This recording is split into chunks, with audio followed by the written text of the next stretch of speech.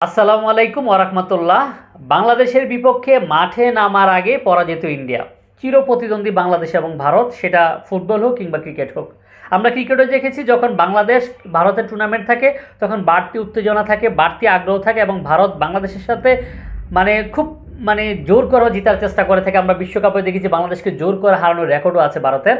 ফুটবলে বলাও তার ব্যতিক্রম নয়। হচ্ছে ব্রাজিল আর্জেন্টিনার যেমন একটা আসলে পরাশক্তি, যেমন প্রতিযোগিতা হয়ে থাকে এই অঞ্চলে, দক্ষিণ এশিয়ার বাংলাদেশ এবং ভারত এরকম আসলে এই অঞ্চলের পরাশক্তি। বাংলাদেশ এবং ভারতের ফুটবল টুর্নামেন্ট হচ্ছে চরম উত্তেজনার একটা ক্লাব ফুটবল হোক আর জাতীয় পর্যায়ে টুর্নামেন্ট হোক। বাংলাদেশে এখন যদিও ভারত থেকে বাংলাদেশে যোজন এগিয়ে, বাংলাদেশে এই মুহূর্তে আসলে হামজা চৌধুরী, জামাল ভুঁইয়াদের মতো তারকা প্লেয়াররা আসার পর বাংলাদেশের ব্র্যান্ড ভ্যালু ভারত থেকে আসলে অনেক দূর এগিয়ে গিয়েছে।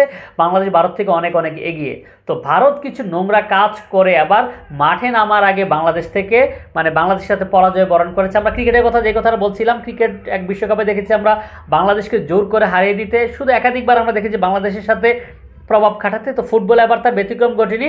আমরা জানেন যে এশিয়া কাপের বাছাই পর্ব হতে যাচ্ছে, যেটা আসলে আগামীকালকে সন্ধ্যা 7:30টায় ভারতের মাটিতে ভারতের বিপক্ষে বাংলাদেশ খেলবে।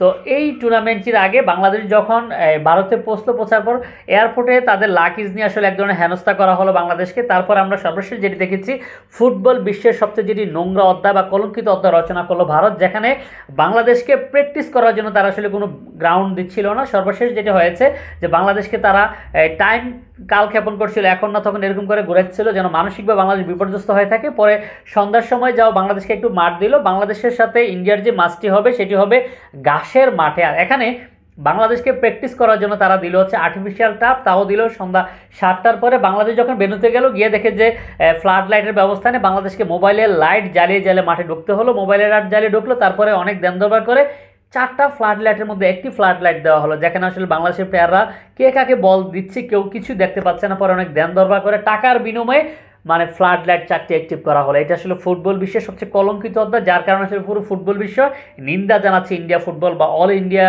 ফুটবল অ্যাসোসিয়েশনের পর মানুষ সবাই নিন্দা জানাচ্ছে। আমরা আসলে ধিক্কার জানাচ্ছি। নিন্দা প্রতিবেশী দেশ তারা আমাদের সাথে খেলায়, ভারত আমাদের প্রতিবেশী দেশ, তারা আমাদের সাথে খেলায় পেরে ওঠে নাই বলে তারা আসলে বিভিন্ন নোংরা বা অপকৌশল অবলম্বন করছে। তাদের এই জায়গা থেকে বেরিয়ে আসবে প্রত্যাশা রাখছি এবং আমরা ইনশাল্লাহ ভারতের বিপক্ষে জয় দিয়ে আমরা এশিয়া কাপের যাত্রা শুরু করব, এই প্রত্যাশা আজকের মতো এখানে শেষ করছি।